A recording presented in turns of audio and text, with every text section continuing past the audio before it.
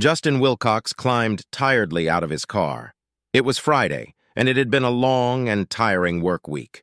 Not only was there one problem after another at work, but his thoughts kept returning to domestic problems. His wife Lois had been keeping a very aloof demeanor lately. Heck, he told himself, she'd been getting more and more aloof for a year now. It seemed to have started when the company she worked for fired her from her clerical job to make her administrative assistant to the president. Lois and Justin had been married for 7 years, and at least for Justin, it had been a pretty good marriage for almost 6 years. They'd gotten married as soon as he'd gotten his master's degree. The only negative for Justin in his marriage was that Lois kept putting off having children. However, even if Lois had never wanted to have children, Justin would still have been content. That was how much he was in love with his wife. Justin was vice president of a small cybersecurity firm. He had left one of the largest security firms, G4S, to help start a new firm, Telco Security. In the 5 years that Justin had been with the firm, they had managed to land several large contracts with the government and had made a fair amount of contacts with some of the largest businesses in the country. They were currently stretched pretty thin, handling all the work they had. The company was in the process of hiring 10 new employees in anticipation of the 7 new contracts that were due. When Justin earned his MBA and a separate master's degree in computer science, he was hired by G4S, one of the largest security companies in the country. Shortly thereafter, Justin and Lois were married. At first, they dated sporadically, but eventually began seeing each other on a regular basis. Truth be told, Justin felt that Lois had just agreed to be with him, and it bothered him.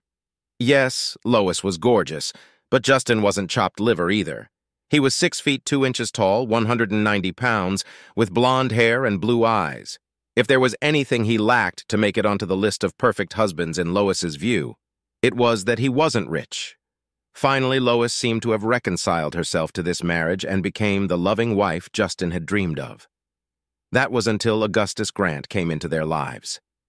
2 years after their marriage, despite Lois's persistent objections, Justin took a job at Telco. The initial friction over the job change had eventually died down when Lois realized that their lifestyle hadn't suffered in the slightest, and they'd even started talking about having children. But almost 13 months ago, Lois had started working for August Grant, the president and CEO of Triplex Financial. It was a hedge fund that dealt in risky investments that were supposed to make huge sums of money no matter what happened in the stock market.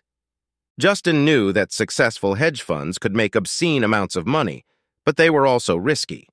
Before Lois had taken the job, Justin had done a little research on his own. The idea behind this part of the financial industry was to develop investments that would bring in large sums of money. However, if they started to fail, the hedge firms had an exit strategy. Of course, in a rising market like this, almost all investment vehicles worked. However, if the market suddenly began to correct, things could go south quickly. Justin was surprised to learn that Triplex hired almost as many scientists and accountants as brokers. They were there to design investment products that maximized returns while offering reasonable expectations of exiting the investment with a minimal amount of loss if it started to go south. Justin also learned that Triplex was well established in the industry. Knowing this, Justin was pleased that Lois was working for a quality company. August Grant was a 51-year-old man who had worked his way up the corporate ladder. Justin had met him once at a Triplex event and had found the man to be overbearing, but not without considerable charm. However, Justin had been uncomfortable with Lois and her boss's overly familiar interactions. When he commented on it, however, Lois mocked his jealousy.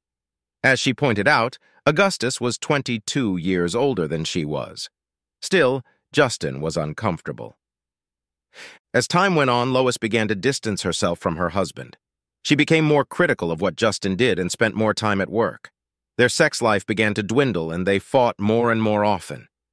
It was heartbreaking to watch day after day as his wife drifted away from him, and the only person he felt comfortable talking to was his administrative assistant, Jennifer. She always listened to him and didn't judge. Even though his whole body shuddered at the thought of confrontation, the atmosphere in his home had become oppressive. Regardless of the consequences, Justin knew he had to follow through. The subject of Augustus Grant and his inappropriate relationship with his wife had to be broached. Justin tiredly climbed the porch steps and entered his home. He found his wife sitting at the kitchen table sipping wine from a glass. "Justin, sit down. We need to talk," she said coldly. "We need to talk" sounded like an icy blow to his chest. They were words that instilled complete fear in the heart of any spouse who heard them.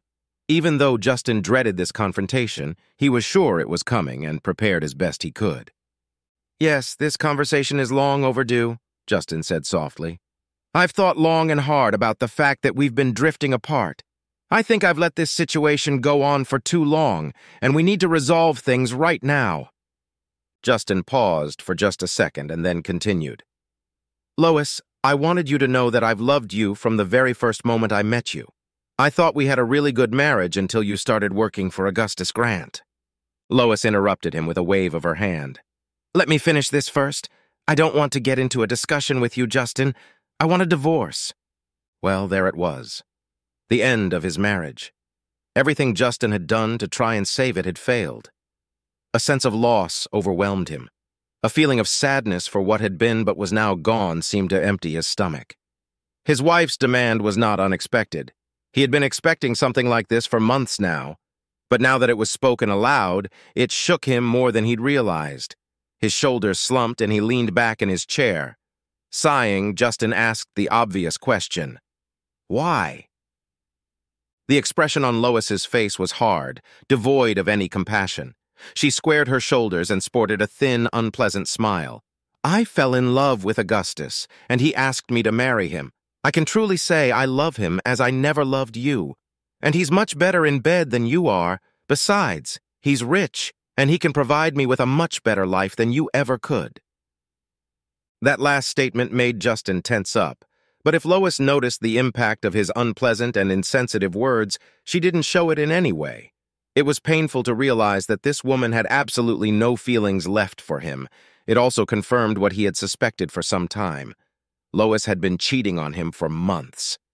After so many years of love spent together, how could this woman be so cold-blooded? After months of reflection, there was no longer any doubt about the relationship between Lois and Augustus. He knew that his wife had always been a keeping up with the Joneses type of person. Still, it pained him that Lois felt that his efforts for her weren't enough. He'd never refused her anything. If she wanted new clothes, Justin let her buy them. When she wanted a Jaguar, he rented it for her, even though he thought the car was a piece of crap. When she wanted a bigger house, they went house hunting at the country club estate. Justin had let Lois pick out the house she wanted, and even though the mortgage was a lot more than Justin wanted, he had bought it. The fact that none of this was enough hurt Justin, but he held his tongue. Instead, he pointed out the obvious. He just divorced his third wife. How long do you think he'll keep you to himself? "Oh, Justin, don't be an ass. I know this is hard for you, but you're just going to have to accept that our marriage is over. I hope it won't be hard on you." Lois then pulled an envelope out of her purse. "I think you'll find that the terms of the divorce are quite favorable to you," Lois said as she unfolded the papers and held them out to her husband. "If I had wanted to, I could have made your life very difficult and expensive. Instead, I decided to be generous. I'm losing all interest in this house. However, I'm taking half of our checking and savings accounts, and I want half of our investment portfolio. August will pay off the rent on the Jaguar. He says it's a terrible car, and he's going to buy me a brand new Porsche." Justin looked into his wife's eyes and saw the cold indifference that radiated toward him. Lois looked at him like he was a bug. Justin decided not to tell her that he thought the Porsche was an overpriced piece of metal and plastic. Instead, he pointed to the divorce document lying in front of him. "What else is in that document?" "There are a few pieces of furniture I want to take back, and I want to keep all my jewelry and clothes. Also, I'm not asking for any alimony, and I won't be asking for any of your 401(k)s. "Lois, why are you doing this?" Justin asked, picking up the divorce papers lying in front of him. "This house has at least $200,000 of equity. The investments and all of our savings aren't worth half that amount." "My reason is very simple," Lois said, and her eyes narrowed. "I want a quick divorce. It was August's suggestion. He said if I played hardball, you could drag out the divorce for a year or more. We both want to get married as soon as my divorce is final. However, what is spelled out in those divorce papers is contingent on you agreeing to it and expediting the divorce.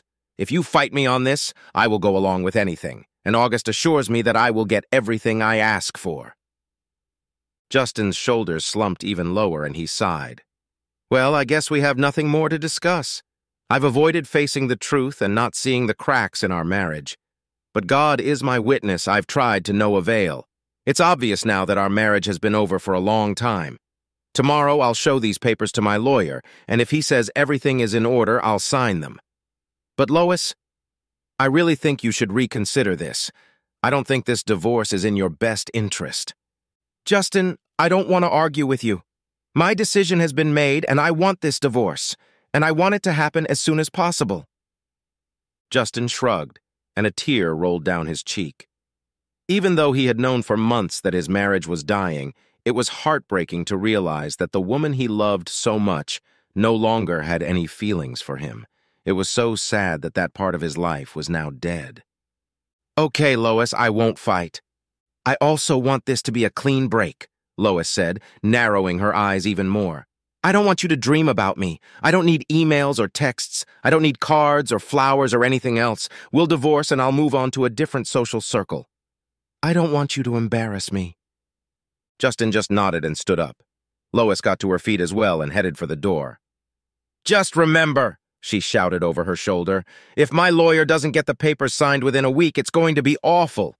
As soon as Lois left, Justin pulled out his cell phone and called his assistant Jennifer. She had been with him since he started at the telco, and she was a pillar of support. Jennifer was not only a great assistant, but she had helped him deal with the way his marriage was crumbling. Justin felt he could always talk to her about anything, business or personal. As Justin waited for Jennifer's response, a comparison of the two women flashed through his mind. Lois was stunningly beautiful with a flawless figure. Jennifer, on the other hand, was pretty just above average and several pounds overweight. Lois could be loving and affectionate, or she could be cold and bitchy. Jennifer was the eternal optimist. Besides being an extremely efficient secretary, she was able to lift Justin's spirits just by listening to him pour out his soul, and he needed to talk to her now about the final collapse of his marriage. When Jennifer answered, Justin said with a sigh, "Lois just left." "Did you give her the papers?" Jennifer asked immediately. "No, I didn't get a chance to do anything," Justin replied defensively. "But Justin, you promised that you would give her the divorce papers today." "I know, but Lois gave me her divorce papers first, and the agreement she offered, and it's much better than the one I was prepared to offer her." "Are you kidding?" Jennifer was completely surprised. "How is it better?" "I was ready to give her half of the share of the house, but she doesn't want any of it.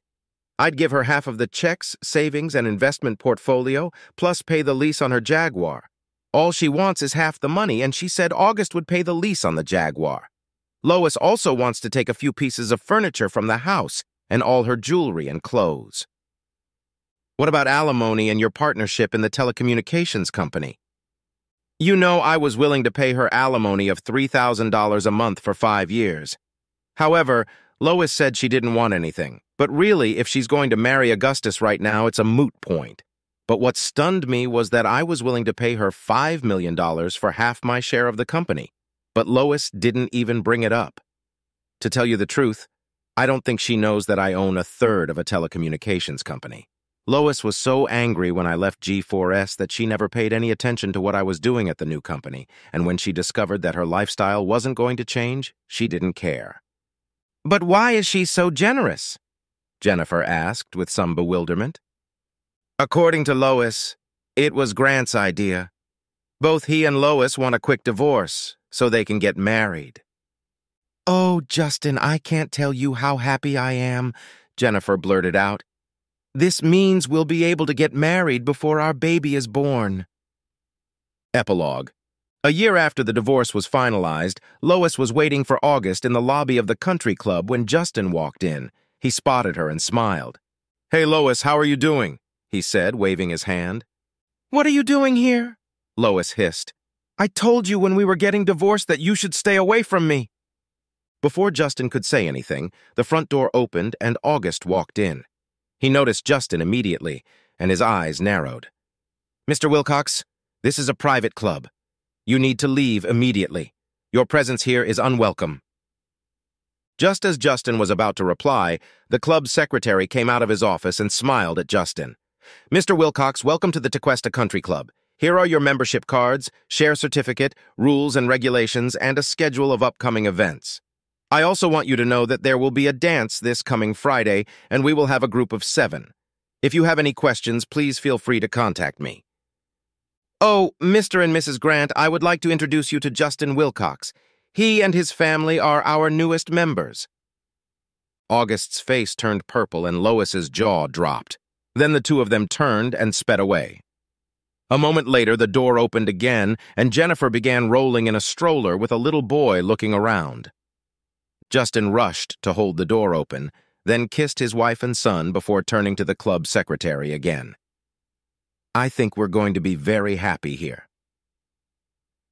4 years after that incident, Justin and Jennifer were sitting at their friend's table during another club dance. Jennifer had hired a babysitter and booked a room at a nearby Hilton hotel. She promised Justin that tonight she would rock his world without the slightest disturbance. As they sat there, Jennifer suddenly patted Justin on the shoulder. "Isn't that Lois?" she asked, pointing to the woman and man who had just entered. Justin looked closer, and recognition came slowly. He didn't recognize the man at all, but the woman was Lois. However, she was much thinner and looked older. She was still a very attractive woman, but Justin wasn't sure if he would have recognized her if they had met on the street. "She looks so thin. I wonder if she's been sick. Besides, who is this guy she's with?"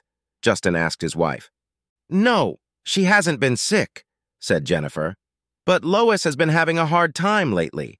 And the man she's sitting with is her new husband, Guy Hampton." "What happened to Augustus? Did he kick her to the curb?" "No, he didn't, because he died of a heart attack while in bed with his new administrative assistant. It happened 2 days before their 5th anniversary.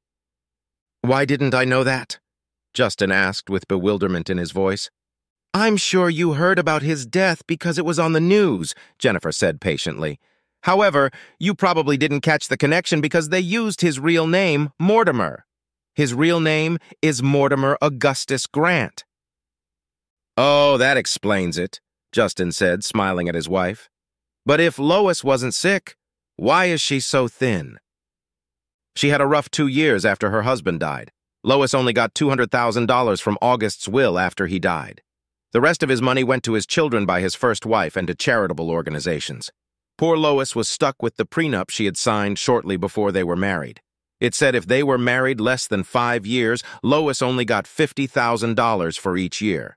If she'd been married 5 years, she'd get at least $2 million and their beachfront condo."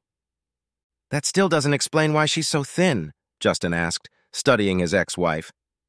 "She tried to keep up appearances, but you know it's expensive to live in this neighborhood and be a member of the country club. She quickly ran out of money and her friends abandoned her. For a while, she subsisted on food stamps and lived in a rat trap in an urban Alhambra neighborhood. Lois finally married Guy, and they bought a house on the golf course. Guy is a partner in an accounting firm. He's making pretty good money, but nowhere near what August was making." Justin turned to take another look at his ex-wife while Jennifer continued to explain Lois's plight. When he looked back across the dance floor to where Lois was sitting, their eyes met. She smiled at him and stood up. Justin was startled when he realized she was heading straight for him. "I think she's coming this way," he told Jennifer in a slightly panicked voice. "It's okay," she said, patting his arm. "I'm pretty sure she doesn't bite." "Do you mind if I ask your husband to dance?" Lois asked Jennifer. "Provided you bring him back safe and sound," Jennifer said with a chuckle. "I have big plans for him tonight." "I promise he'll come back in good condition," Lois said with a smile. She then took Justin's hand and helped him to his feet. Justin cast a disgruntled look at his wife. For a few seconds they danced in silence. Then Lois began to speak. "I'd forgotten how good of a dancer you are. We used to love to dance, didn't we?" "Yes, we did," Justin agreed. "We used to do a lot of fun things." Lois tensed slightly, but they continued to dance for another 15 seconds or so in silence. Then Lois sighed. I've wanted to talk to you for a long time, but I've never had the courage. I wanted to tell you how sorry I am for what I did to you, to us. I'm sorry too, Justin said, and then cleared his thoughts. Yes, I'm sorry that our marriage fell apart because you fell in love with Augustus and decided to divorce me. However, what they say about God is true. When he closes one door in front of you, he opens another. Jennifer became that other door for me. Besides, I'd like you to know that any pain or anger I felt toward you is long gone. I'm glad, Justin, Lois said with a sigh. You deserve to be happy. As for me, I don't deserve happiness at all. But with Guy's love, I hope to deserve it someday. I hope you do find your happiness, Justin said affectionately. They danced in silence for a few more seconds before Justin spoke. It's kind of funny when I think back to the last conversation we had. The very day you gave me your divorce papers, I was going to hand you my own. I didn't know you were going to do it that day, but I figured you'd sue me soon enough. August said it would be best if I filed first and you accepted my terms. Well, he was right, Justin admitted. However, the terms I was willing to offer were much more favorable to you. I was willing to split everything 50-50ths and buy my stake in Telco from you. I didn't even know you owned a part of Telco until you came to light 2 years later, Lois admitted. When I found out, I was furious and wanted to sue you. But August just laughed and told me that we had no prospects in this case. We outsmarted ourselves. When the music ended, Justin and Lois pulled away from each other. A tear rolled down Lois's cheek. Justin, all those years we were married, I thought I was too good for you. The truth was that you were too good for me. I wish you all the best in life. I wish you the same, Lois, Justin said as he watched his ex-wife walk back to her husband. Justin then turned and saw Jennifer watching him with a smile. He smiled back at his wife and thought to himself how lucky he was and how much he loved his wife. Then his face brightened as he remembered that she had promised to turn his world upside down. It was time to get to the best part of today's activities.